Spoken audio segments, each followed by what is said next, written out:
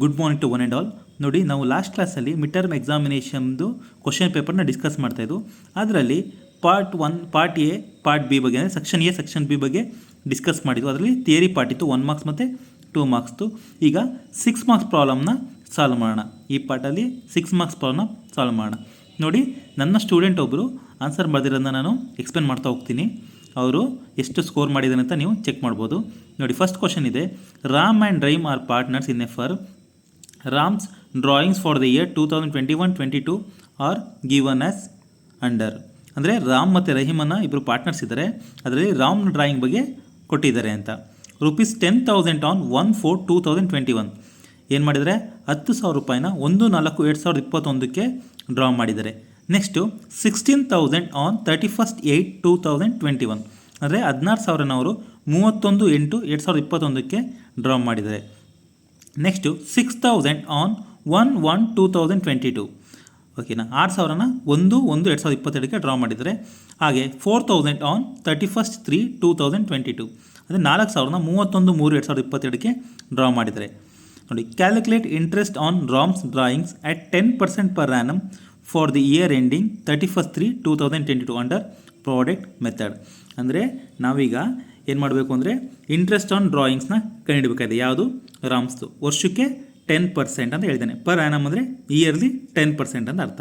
For the year ending 31/3/2022. ಗೊತ್ತಾಗ್ತದೆ ಅಲ್ವಾ? ಅಂದರೆ 31/3/2022ಕ್ಕೆ ಎಂಡ್ ಆಗುತ್ತೆ. ಅಂದರೆ ಅರ್ಥ 1/4/2021ಕ್ಕೆ ಸ್ಟಾರ್ಟ್ ಆಗಿದೆ ಅಂತ. ಗೊತ್ತಾಗ್ತಿದೆಯಾ? ನಾವಿಲ್ಲಿ ಕ್ಯಾಲ್ಕುಲೇಟ್ ಮಾಡಬೇಕಾದ್ರೆ ಎಷ್ಟು ಮಂತು ಅವರು ಡ್ರಾಯಿಂಗ್ಸ್ನ ಪೇ ಮಾಡಬೇಕು ಅಂತ. ನೋಡಿ, 1/4/2021 ಅಂದರೆ 12 ಮಂತ್ಸ್ ಯೂಸ್ ಮಾಡಿದ್ದಾರೆ ಅಂತ. ಓಕೆನಾ? ಅದೇ ಥರ ನೋಡಿ, ಈಗ ಪ್ರತಿಯೊಂದು ಮಂತು ನಾವು ಕ್ಯಾಲ್ಕುಲೇಟ್ ಮಾಡಬೇಕು. ಅಂದರೆ 4 ಸತಿ ಅವರು ಡ್ರಾಯಿಂಗ್ಸ್ನ ವಿತ್ಡ್ರಾ ಮಾಡಿದರೆ ಆ 4 ಮಂತು ಸೇರಿ ಎಷ್ಟು ತಿಂಗಳು ನಾವು ಇಂಟ್ರೆಸ್ಟ್ನ ಪೇ ಮಾಡಬೇಕು, ಅಂದರೆ ಒಂದು ವರ್ಷದ ಕೊನೆಯಲ್ಲಿ ಎಷ್ಟು ತಿಂಗಳು ಎಷ್ಟು ಅಮೌಂಟ್ನ ನಾವು ಪೇ ಮಾಡಬೇಕು ಅಂತ ಇಲ್ಲಿ ಡಿಸ್ಕಸ್ ಮಾಡ್ತೀವಿ. ನೋಡಿ, ಈಗ ಪ್ರಾಬ್ಲಮ್ ಸಾಲ್ವ್ ಮಾಡ್ತಾ ಇದ್ದೀನಿ. ಇದು ನಮ್ಮ ಸ್ಟೂಡೆಂಟ್ ಒಬ್ಬರು ಸಾಲ್ವ್ ಮಾಡಿರೋ ಪ್ರಾಬ್ಲಮ್ಮು. ನೋಡಿ, product method. Date of drawings 1/4/2021. Amount of drawings ಎಷ್ಟು ಡ್ರಾ ಮಾಡಿದರೆ 10,000. ಎಷ್ಟು ಮಂತು? ನೋಡಿ, 4ನೇ ತಿಂಗಳಿಂದ 3ನೇ ತಿಂಗಳು, ನೆಕ್ಸ್ಟ್ ಇಯರ್ 3ನೇ ತಿಂಗಳು ಲೆಕ್ಕ ಹಾಕಬೇಕು. 4 ಅಂದರೆ 1, 2, 3 ಆ ಥರ ಲೆಕ್ಕ ಹಾಕೋ ಬಂದರೆ ನಮಗೆ, ಅಂದರೆ ಮಾರ್ಚ್, ಏಪ್ರಿಲ್, ಮೇ ಅಂತ ಹಾಕ್ತೀವಲ್ಲ, ಸೇಮ್ ಆ ಥರ. ಏಪ್ರಿಲ್ ಸ್ಟಾರ್ಟ್ ಆಗಿದೆ, ಮಾರ್ಚ್ ಎಂಡ್ ಆಗ್ತಾ ಇದೆ. ಅಂದರೆ ಒಟ್ಟು 12 ಮಂತ್ಸು ನಾವು ಅಮೌಂಟ್ನ ಡ್ರಾ ಮಾಡಿದ್ದೀವಿ ಅಂತ ಅರ್ಥ. ಒಟ್ಟು 10,000 ಇಂಟು 12 ಔಟ್ಸ್ಟ್ಯಾಂಡಿಂಗ್ ಮಂತ್ ಅಂದರೆ ಎಷ್ಟು ತಿಂಗಳು ಬಡ್ಡಿ ಕಟ್ಟಬೇಕು ಅಂದರೆ ನಾನು 1/4/2020ರಿಂದ 31/3/2022 ಅಂದರೆ ಒಟ್ಟು 12 ಮಂತ್ಸ್. ಒಂದು ಇಯರ್ಗೆ 12 ಮಂತ್ಸ್ ಇದೆ. ಅಂದರೆ ಇಯರ್ ಮೊದಲನೇ ದಿನ ನಾನು ಸಾಲ ಮಾಡಿದ್ದೀನಿ ಅಂತ. ಒಟ್ಟು 12,000. ನೆಕ್ಸ್ಟ್ ಅದೇ ಥರ 31/8/2021. ನೋಡಿ, 31st ಅಂದರೆ ಆ ತಿಂಗಳು ಬಿಟ್ಬಿಡಬೇಕು. ನೆಕ್ಸ್ಟ್ ತಿಂಗಳಿಂದ ಕ್ಯಾಲ್ಕುಲೇಟ್ ಮಾಡಬೇಕು. ಅಂದರೆ 9, 10, 11, 12, 1, 2, 3. ಯಾಕೆ 3 ಅಂದರೆ ಮಾರ್ಚ್ ಎಂಡ್ ಆಗ್ತಾ ಇದೆ, ಅದಕ್ಕೆ 7. ಗೊತ್ತಾಗ್ತಾಯಿದೆ ಅಲ್ವಾ? ಅಂದರೆ 7 × 60,000 ಮಾಡಿದ್ರೆ 1,12,000 ಬರುತ್ತೆ. ನೆಕ್ಸ್ಟ್ ಅದೇ ಥರ 1/1/2022 ಅಂದರೆ ಡೇ ಮೊದಲನೇ ದಿನನೇ ಡ್ರಾ ಮಾಡಿರೋದ್ರಿಂದ ಆ ತಿಂಗಳು ಬಡ್ಡಿ ಕಟ್ಟಬೇಕಲ್ವ ನಾವು, ಅದಕ್ಕೆ 1, 2, 3 ಮಾರ್ಚ್ ಎಂಡ್ ಆಗ್ತಾಯಿದೆ. ಜನವರಿ, ಫೆಬ್ರವರಿ, ಮಾರ್ಚ್ 3 ತಿಂಗಳು. 6,000 × 3 ಮಾಡಿದ್ರೆ 18,000. Next 31/3/2022 amount of drawing 4,000. ನೋಡಿ, ಔಟ್ಸ್ಟ್ಯಾಂಡಿಂಗ್ ಮಂತ್ಸು 0. ಯಾಕಂದರೆ ನಾವು ಮಂತ್ ಎಂಡ್ ಆಗೋದು ಯಾವಾಗ? ಇಯರ್ ಎಂಡ್ ಆಗೋದು 31/3/2022 ಅಲ್ವಾ? ನೋಡಿ, ಇಲ್ಲಿ ತುಂಬ ಜನ ತಪ್ಪು ಮಾಡ್ತಾರೆ. 4,000 ಅದು ಮಂತ್ ಎಂಡ್ ಆಗಿರೋದ್ರಿಂದ ಅದು 0. ಆ ಮಂತ್ ಏನೂ ಪೇ ಮಾಡೋದು ನಾವು, ಅದು ನೆಕ್ಸ್ಟ್ ಇಯರಿಂದ ಪೇ ಮಾಡ್ತಾ ಹೋಗ್ತೀವಿ. ಅಂದರೆ ನೆಕ್ಸ್ಟ್ ಫೈನಾನ್ಷಿಯಲ್ ಇಯರ್ ಪೇ ಮಾಡ್ತೀವಿ ಅಂತ. ಕ್ಲಿಯರ್ ಆಗಿದೆಯಾ? ಅದರಿಂದ 0 ಮಂತ್ಸ್ ಅಂದರೆ 4,000 × 0 ಮಾಡಿದ್ರೆ 0 ಬರುತ್ತೆ. ನೋಡಿ, 10,000 × 12 ಮಾಡಬೇಕು, 16,000 × 7 ಮಾಡಬೇಕು, 6,000 × 3, 4,000 × 0 ಮಾಡಿದಾಗ ನಮ್ಗೆ ಎಷ್ಟು ಬರುತ್ತೆ? 2,50,000 ಬರುತ್ತೆ. ಅದಾದಮೇಲೆ ಫಾರ್ಮುಲಾ ಹಾಕೋತೀವಿ. Interest on drawings is equal to total product into rate of interest into 1/12. ಅಂದರೆ ಇದು ಫಾರ್ಮುಲಾ. ಟೋಟಲ್ ಪ್ರಾಡಕ್ಟ್ಸ್ ಇದೆ 25,000.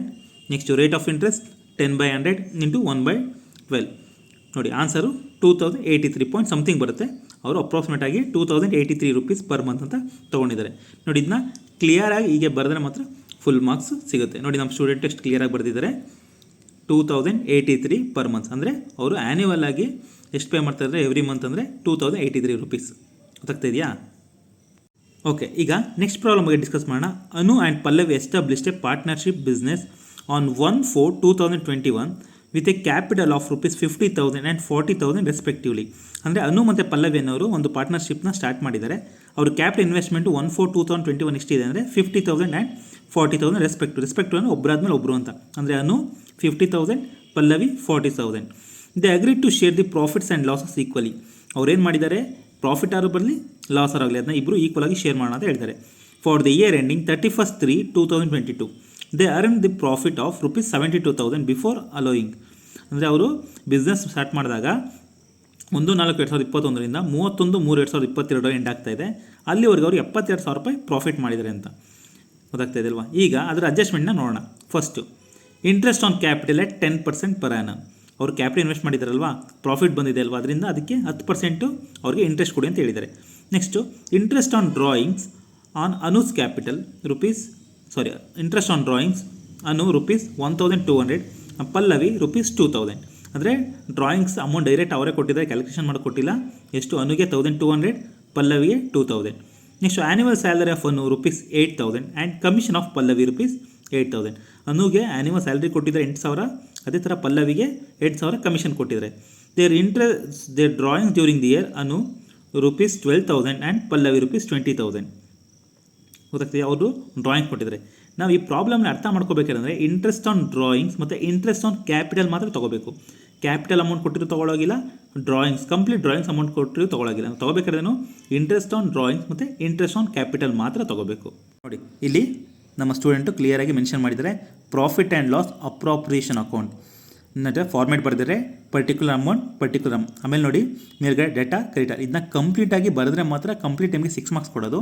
ನೀವು ಪ್ರಾಫಿಟ್ ಆ್ಯಂಡ್ ಲಾಸ್ ಅಂತ ಬರೀದೇ ಇರೋದು ಅಥವಾ ಡೇಟಾ ಕ್ರೆಡಿಟರ್ ಬರೀದೇ ಇರೋದು ಅಂದರೆ 1 ಮಾರ್ಕ್ಸ್ನ ಕಟ್ ಮಾಡ್ತಾರೆ. ನಿಮ್ಗೆ ಆಲ್ರೆಡಿ ಹೇಳಿದ್ದೀನಿ ಇಂಟ್ರೆಸ್ಟ್ ಆನ್ ಕ್ಯಾಪಿಟಲ್ ಮಾತ್ರ ತೊಗೋಬೇಕು, ಬರೀ ಕ್ಯಾಪಿಟಲ್ ಅಮೌಂಟ್ ತೊಗೋಬಾರ್ದು ಅಂತ. ನೋಡಿ ಇಂಟ್ರೆಸ್ಟ್ ಆನ್ ಕ್ಯಾಪಿಟಲ್ ಅನ್ನೋದೆಷ್ಟು 50,000 ಇಂಟು ಎಷ್ಟು ಪರ್ಸೆಂಟ್ ಹೇಳಿದ್ರು 10% ಅಲ್ವಾ, 10/100 ಅಂದರೆ 5,000. ನೆಕ್ಸ್ಟ್ ಪಲ್ಲವಿದು ಅಷ್ಟೇ 40,000 ಕ್ಯಾಪಿಟಲ್ ಇನ್ವೆಸ್ಟ್ಮೆಂಟ್ ಇತ್ತು, 10/100 ಮಾಡಿದ್ರೆ 4,000. ಅಂದರೆ ಒಂದು ವರ್ಷಕ್ಕೆ ಅವ್ರಿಗೆ ಇಂಟ್ರೆಸ್ಟ್ ಎಷ್ಟು ಸಿಗ್ತಾ ಇದೆ ಕ್ಯಾಪಿಟಲ್ ಮೇಲೆ 5,000 ಅನ್ನುಗೆ, 4,000 ಪಲ್ಲವಿಗೆ. ನೆಕ್ಸ್ಟು ಟು ಸ್ಯಾಲರಿ ಅಕೌಂಟ್ ಅನ್ನುಗೆ ಸ್ಯಾಲ್ರಿ ಪೇ ಮಾಡೋದಲ್ವಾ 8,000, ಅದು ಆ್ಯನ್ಯುವಲ್ ಆಗಿರೋದ್ರಿಂದ ಅವ್ರಿಗೆ ಒಂದು ವರ್ಷ ಪೂರ್ತಿ ವರ್ಕ್ ಮಾಡಿದ್ರೆ 8,000 ಕೊಟ್ಟಿದ್ವಿ. ನೆಕ್ಸ್ಟು ಟು ಕಮಿಷನ್ ಪಲ್ಲವಿಗೆ 8,000. ಅದೇ ಥರ ಇಲ್ಲಿ ನೆಟ್ ಪ್ರಾಫಿಟ್ಟು ನಮಗೆ ಆಲ್ರೆಡಿ ಪ್ರಾಬ್ಲಮ್ ಕೊಟ್ಟಿದ್ದಾನೆ 72,000, ಅದನ್ನು ತೊಗೊಂಡಿದ್ವಿ. ನೆಕ್ಸ್ಟು ನೋಡಿ ಇಲ್ಲಿ ಡ್ರಾಯಿಂಗ್ಸ್ ತೊಗೊಂಡಿಲ್ಲ, ಬರೀ ಇಂಟ್ರೆಸ್ಟ್ ಆನ್ ಡ್ರಾಯಿಂಗ್ಸ್.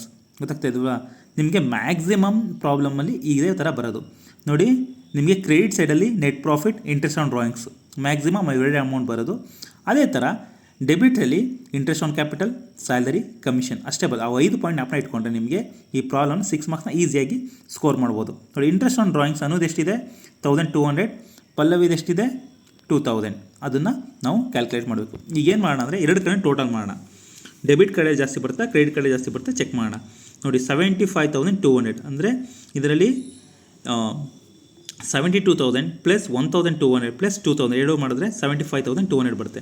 ನೋಡಿ ಯಾವ ಕಡೆ ಜಾಸ್ತಿ ಇದೆ ಡೆಬಿಟ್ ಕ್ರೆಡಿಟ್ ಅದನ್ನ ಬರ್ಕೋತೀವಿ. 75,200 ಜಾಸ್ತಿ ಇದೆ, ಅದನ್ನು ಡೆಬಿಟ್ ಮತ್ತು ಕ್ರೆಡಿಟ್ ಎರಡು ಕಡೆ ಬರ್ಕೊಂಡಿದ್ದೀವಿ. ಅದರಿಂದ ಈಗ ಡೆಬಿಟ್ ಅಮೌಂಟ್ನ ಮೈನಸ್ ಮಾಡಬೇಕು. ಅದರಿಂದ 75,200ಇಂದ 5,000, 4,000, 8,000 ಪುನಃ 8,000 ಮೈನಸ್ ಮಾಡಿದ್ರೆ ನಮಗೆ 50,200 ಬಂದಿದೆ. ಈ 50,200ನ ನಾವು ಇಬ್ಬರು ಪಾರ್ಟ್ನರ್ಸ್ಗೂ ಡಿವೈಡ್ ಮಾಡಬೇಕು. ಯಾವ ಥರ ಡಿವೈಡ್ ಮಾಡಬೇಕು, ಆಲ್ರೆಡಿ ಹೇಳ್ತಾನಲ್ವಾ ಈಕ್ವಲಿ ಅಂತ. ಅದಕ್ಕೆ 50,200 ಇಂಟು 1/2 ಅಥವಾ 2/4, 6/12 ಯಾವ್ದು ಬೇಕು ಹಾಕೊಂಡ್ಬಂದಿವಿ ಅಂದರೆ ಇಬ್ಬರಿಗೂ ಸಮ ಬರಬೇಕು, ಆ ಥರ ಹಾಕಬೇಕು. 50,200 ಇಂಟು 1/2 ಅಂದರೆ 25,100 ಅನ್ನುಗೆ. ಹಾಗೆ ಥರ ಪಲ್ಲವಿಗೂ 25,100 ಬರುತ್ತೆ. ಅದನ್ನು ನಾವು 50,200 ಅಂತ ಬರೆದ್ರೆ ಪ್ರಾಬ್ಲಮ್ ಕ್ಲಿಯರ್ ಆಗಿದೆ. ನಿಮ್ಗೆ ಅರ್ಥ ಆಗಿದೆ ಅಲ್ವಾ? Okay, next Surya and Chandra are partner sharing profits and loss in the ratio of 6:4. Surya ಮತ್ತು ಚಂದ್ರನ ಇಬ್ಬರು ಪಾರ್ಟ್ನರ್ ಇದ್ದಾರೆ, ಅವರು ಪ್ರಾಫಿಟ್ ಮತ್ತು ಲಾಸಸ್ನ 6:4 ಟ್ರಾನ್ಸ್ಫರ್ ಮಾಡ್ಕೋತಾ ಇದ್ದಾರೆ. They admitted Nakshatra into a partnership and a new ratio was agreed to be 3:2:1. ಅವ್ರೇನು ಮಾಡ್ತಾಯಿದ್ರು, ಸೂರ್ಯ ಮತ್ತು ಚಂದ್ರ ಇಬ್ಬರು 6:4 ಟ್ರಾನ್ಸ್ಫರ್ ಮಾಡ್ಕೋತಾ ಇದ್ರು ಪ್ರಾಫಿಟ್ನ ಮತ್ತು ಲಾಸಸ್ನ. ಅಂದರೆ ಅವ್ರೇನು ಮಾಡಿ ನಕ್ಷತ್ರ ಅವ್ರನ್ನ ಒಬ್ಬರನ್ನ ಅಡ್ಮಿಟ್ ಮಾಡ್ಕೊಂಡಿದ್ದಾರೆ ಪಾರ್ಟ್ನರ್ಶಿಪ್ ಫರ್ಮಿಂಗ್, ಅಂದರೆ ಒಬ್ಬರನ್ನ ಹೊಸದಾಗಿ ತೊಗೊಂಡಿದ್ದಾರೆ. ಅವ್ರು ಬಂದ ಮೇಲೆ ಅವ್ರ ರೇಷಿಯೋ ಎಷ್ಟಾಗಿದೆ 3:2:1 ಆಗಿದೆ. Calculate this sacrificing ratio. ನೋಡಿ ನಮಗೆ ಸೂರ್ಯ ಮತ್ತು ಚಂದ್ರ ಇದ್ದಾಗ 6:4 ಹಂಚ್ಕೋತಾ ಇದ್ರು. ಅದೇ ನಕ್ಷತ್ರ ಬಂದಮೇಲೆ 3:2:1 ಆಯಿತು. ಅಂದರೆ ನಕ್ಷತ್ರಕ್ಕೆ ಸ್ವಲ್ಪ ರೇಷಿಯೋ ಬಿಟ್ಕೊಟ್ರಲ್ವಾ. ಈಗ ಇಬ್ಬರು ಎಷ್ಟು ರೇಷಿಯೋ ಬಿಟ್ಕೊಟ್ರು ಅಂತ ನಾವು ಕ್ಯಾಲ್ಕುಲೇಟ್ ಮಾಡಬೇಕು. ಅದನ್ನ ನಾವು ಹೇಳ್ತೀವಿ ಸ್ಯಾಕ್ರಿಫೈಯಿಂಗ್ ರೇಷಿಯೋ. ಈಗ ಆ ಪ್ರಾಬ್ಲಮ್ನ ಸಾಲ್ವ್ ಮಾಡೋಣ. ನೋಡಿ ಇಲ್ಲಿ ಗಿವನ್ ಬರ್ಕೊಳ್ಳೋಣ. ಗಿವನ್ ಏನು ಓಲ್ಡ್ ರೇಷಿಯೋ ಕೊಟ್ಟಿದ್ದಾನಲ್ವಾ, ಸೂರ್ಯ ಮತ್ತು ಚಂದ್ರದು 6:4. ಅದೇ ಥರ ನ್ಯೂ ರೇಷಿಯೋ ಸೂರ್ಯ ಚಂದ್ರ ನಕ್ಷತ್ರ 3 ಇದೆ ಅಲ್ವಾ, 3:2:1 ಅದನ್ನು ಬರ್ಕೊಳ್ಳೋಣ. Next sacrificing ratio formula old ratio minus new ratio. ಇದನ್ನ 1 ಮಾರ್ಕ್ಸ್ಗೂ ಕೇಳಿದ್ದಾನೆ. ನೋಡಿ ಈ ಫಾರ್ಮುಲಾ ಕಲಿತ್ರೆ ಎರಡಕ್ಕೂ ಯೂಸ್ ಆಗುತ್ತೆ. ಸೂರ್ಯದು ಈಗ ಬಿಟ್ಕೊಟ್ಟಿದ್ದಾರೆ ಸೂರ್ಯ ಮತ್ತು ಚಂದ್ರ ಅಲ್ವಾ, ಅವರಿಬ್ರದ್ದು ಕಂಡುಹಿಡಿಯೋಣ. ಸೂರ್ಯ ಈಸ್ ಈಕ್ವಲ್ ಟು 6/10. ನೋಡಿ 6 ಇದೆ, 6 + 4 10 ಆಗುತ್ತೆ. ಅದಕ್ಕೆ 6/10 ಮೈನಸ್ 3/6. 3/6 ಅಂದರೆ ಅವ್ರದ್ದು ನ್ಯೂ ರೇಷಿಯೋ ಇದೆಯಲ್ಲ 3, ಟೋಟಲ್ 3 + 2 + 1 ಮಾಡಿದ್ರೆ 6 ಬರುತ್ತೆ. 3/6 ಹಾಗೇನಂತೆ ಕ್ರಾಸ್ ಮಲ್ಟಿಪ್ಲೈ ಮಾಡಬೇಕು. 6 6 36 ಅಂದರೆ ನೋಡಿ 6 6 36, 10 3 30 ಅದನ್ನು ಮಾಡಿದ್ದಾರೆ. 6 × 6 36 ಆಗುತ್ತೆ, 10 3 30 ಡಿವೈಡೆಡ್ ಬೈ 10 6 ಅಂದರೆ 10 × 6 ಡೈರೆಕ್ಟು ಇಂಟು ಮಾಡಿದರೆ 60 ಆಗುತ್ತೆ. 36 - 30 ಮಾಡಿದ್ರೆ 6/60 ಅದು ಸೂರ್ಯ ರೇಷಿಯೋ ಆಯಿತು. ನೆಕ್ಸ್ಟು ಅದೇ ಥರ ಚಂದ್ರ ರೇಷಿಯೋ. ಇಲ್ಲಿ ನೋಡಿ ಫಾರ್ಮುಲಾನ ಪ್ರತಿ ಕಡೆಯೂ ಬರೆದಿದ್ದಾರೆ. ನಿಮಗೆ ಕಂಪ್ಲೀಟ್ ಮಾರ್ಕ್ಸ್ ಸಿಗಬೇಕಂದ್ರೆ ಇದೇ ಥರ ನೀವು ವರ್ಕೌಟ್ ಮಾಡಬೇಕು. ಚಂದ್ರ ಸೇಮ್ ಅವ್ರದ್ದು ಅಷ್ಟೇ 4 ಇದೆ ನೋಡಿ, 4/10 ಮೈನಸ್ 2/6 ಕ್ರಾಸ್ ಮಲ್ಟಿಪ್ಲೈ. 4 6 24, 10 2 20 60 ಆಗುತ್ತೆ. 10 6 60 ಆಗ 4/60 ಆಗುತ್ತೆ. ಈಗ ನಮಗೆ ಚಂದ್ರ ಅವ್ರದ್ದು ರೇಷಿಯೋ ಸಿಕ್ಕಿದೆ, ಸೂರ್ಯ ಚಂದ್ರ ಅದು 6/60 ಇಷ್ಟು 4/60. 60 60 ಸೇಮ್ ನಂಬರ್ ಇದೆ, ಕ್ಯಾನ್ಸಲ್ ಮಾಡಿದ್ದೀವಿ. ನೆಕ್ಸ್ಟು 6/6 ಇಷ್ಟು 4. ಈ 6 ಇಷ್ಟು 4 ಒಂದೇ ನಂಬರ್ನ ಡಿವೈಡ್ ಮಾಡ್ತಾ ಚೆಕ್ ಮಾಡೋದು. ಆಗ 2 3 2 2 ಆಗ 3:2. ಸೂರ್ಯ ಮತ್ತು ಚಂದ್ರದ ರೇಷಿಯೋ ಎಷ್ಟು 3:2. ಅವ್ರು ಬಿಟ್ಕೊಟ್ಟಿದೆ ಎಷ್ಟು 3:2 ರೇಷಿಯೋನ ಬಿಟ್ಕೊಟ್ಟಿದ್ದಾರೆ ಅಂತ ಅರ್ಥ. ನೋಡಿ ಇಲ್ಲಿ ಸ್ಯಾಕ್ರಿಫೈಯಿಂಗ್ ರೇಷಿಯೋ 3:2 ಯಾರ್ಯಾರ್ದು ಸೂರ್ಯ ಮತ್ತು ಚಂದ್ರ, ಅದನ್ನ ಕರೆಕ್ಟಾಗಿ ಮೆನ್ಷನ್ ಮಾಡಿದ್ದಾರೆ. ನೀವು ಪ್ರಾಬ್ಲಮ್ ಸಾಲ್ವ್ ಮಾಡ್ಬೇಕಾದ್ರೆ ಇದೇ ಥರ ಕರೆಕ್ಟಾಗಿ ಮೆನ್ಷನ್ ಮಾಡಬೇಕು. ನೆಕ್ಸ್ಟ್ ಅದೇ ಥರ ನೋಡಿ ಗೇನ್ ರೇಷಿಯೋನ ಕ್ಯಾಲ್ಕುಲೇಟ್ ಮಾಡೋಣ. Rashi, Raksha and Rahul are partner sharing profits and loss in the ratio of 4:3:2.